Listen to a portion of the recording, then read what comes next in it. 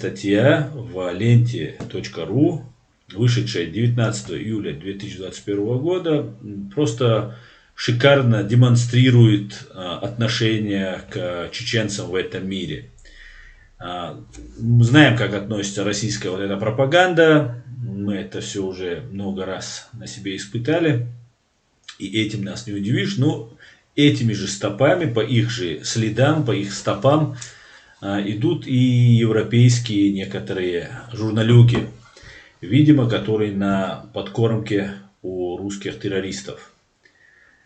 И вот смотрите, 19 июля статья называется «Сатанист убил и обезглавил ребенка во Франции».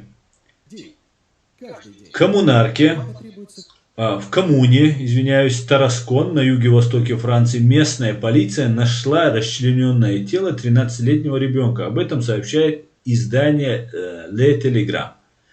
Останки мальчика обнаружили в квартире в центре города. По данным правоохранительных органов, ребенка убил и обезглавил 32-летний сосед с психическим расстройством. Обращаю внимание, кто это сделал. Обезглавил 32-летний сосед с психическим расстройством. Ранее преступника уже привлекали к ответственности за акты насилия. При этом, как отмечает издание, судя по найденным у него в квартире вещам, он был сатанистом. Ясно.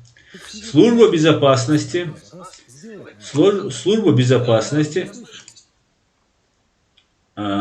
вычислили подозреваемого через 3 часа после обнаружения тела жертвы. Сотрудник полиции застрелил злоумышленника во время попытки скрыться. На данный момент следователи выясняют обстоятельства убийства мальчика.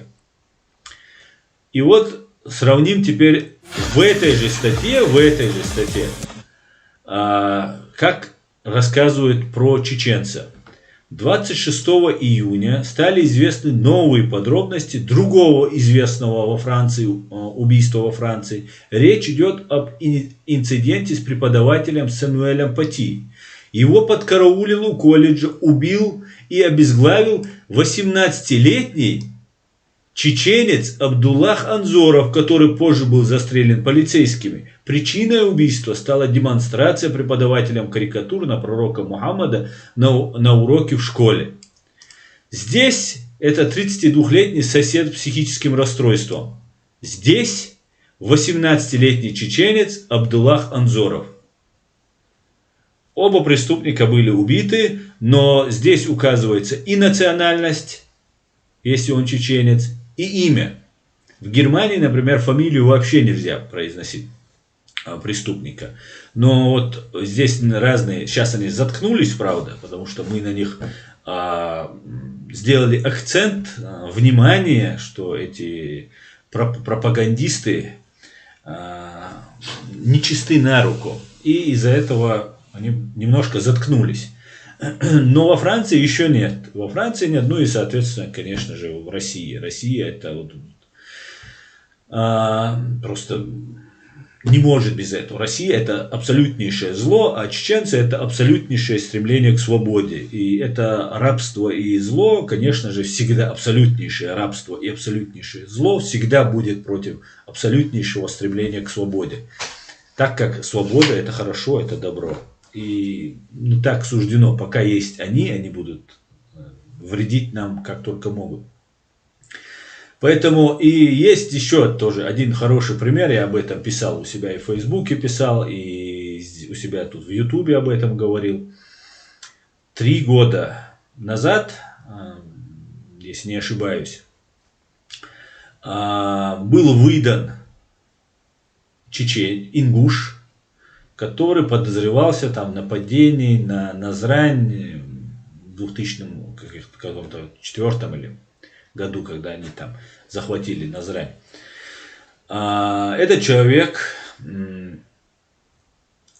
был очень больной, очень худой физически, вообще изнуренный. Его Словакия, если не ошибаюсь, или Словения, выдала, да?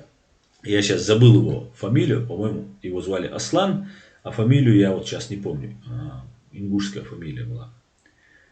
Его выдали, его в наручниках показывают. Радио Свобода это показывает. Американское радио Свобода показывает. Его в наручниках, худого, бугаи такие, в окружении, в самолете, там, сажают на свое место, кресло в самолете. И выдают вот этого ингуша России на пытки и, ну, скорее всего, смерть. И одновременно с этим в этом же репортаже в Радио Свободе рассказывают, как Аюба Титиева во временно оккупированной Чеченской республики Ичкерия судят, подбросив наркотики. И Аюб Титиев, всем известный правозащитник из «Мемориал», который не то что не курил марихуану, ему подбросили марихуану, не то что не курил марихуану, даже сигарету не курил. И в свои 60 лет он выглядит, ну, максимум до 50, да, крепкий, здоровый мужчина. Несмотря на это, одновременно и на весь мир уже ставший известный из уважаемой «Мемориал», правозащитной организации, Аюба Титиева судят и дают ему там 2 года, он уже, по-моему, уже освободился. Яндиев, Аслан Яндиев был, который со Словакии выдавали.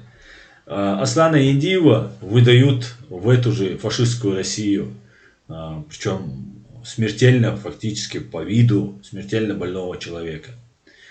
Сейчас же мы видим, как происходит та же вот ситуация, когда они рассказывают, как чеченец 18-летний убил учителя и 32-летний сосед, который психическими расстройствами был. Ну вот живой пример пропаганды, лжи, гонения, инсинуаций в адрес чеченского народа. Мы это должны знать и с этим бороться. Ничего страшного, это наоборот нас должно подстегивать, дисциплинировать, закалять. Думаю, уже пора достойно отвечать и достойно пресекать все вот эти свинства.